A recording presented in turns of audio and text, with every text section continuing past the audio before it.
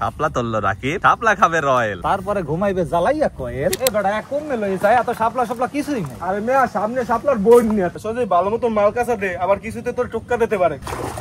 মামা দেখছি এই শাপলা, মামা মামা এই শাপলা ডান্ডা তুমি খাবার হয়, ফুলগুলা মামি দিতে বা। এ বেটা এত ডান্ডা ছোট ছোট এতে তো হইবে না বেটা। মামা ওই কোলায় তুলমান, ওই পাশের কোলায় আরো আছে শাপলা। শাপলা নিতে আগের জায়গায় আই পড়লাম। মামা এই কটা তুলছে, আর তুলতে পারবো না। মামা এই শাপলা তুলে লইছি। আরে ওই রয়েল ভাই আবার ওই শাপলা দিয়ে ইলিশ মাছ খাইতে চাইছে। এখন এক কাম করো, ওই শাপলাটি কুইটটা এবার ইলিশ মাছ দিয়ে রান্ধো। ঠিক আছে বউ, তুমি ইলিশ মাছটা কুটো, আমি শাপলা কুটি। ভাবি ইলিশ মাছ ধুয়ে লই আইছে, এদিকে আম্মু শাপলা কুইটটা লাইছে। ইজেনের পানে শাপলার ডান্ডাটি এখন পানির মধ্যে দিয়ে দিতে আছি। এখন ইলিশ মাছটারে এক বাজা দিতে হইবে, হলদির গুঁড়ি আর নুন দিয়ে মাইখা নেব।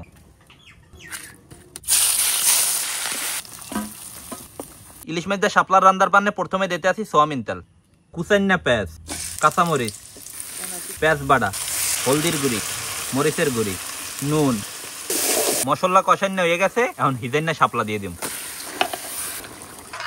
আম্মু এখন ওই ভাজা ইলিশ মাছটি দিয়ে দাও।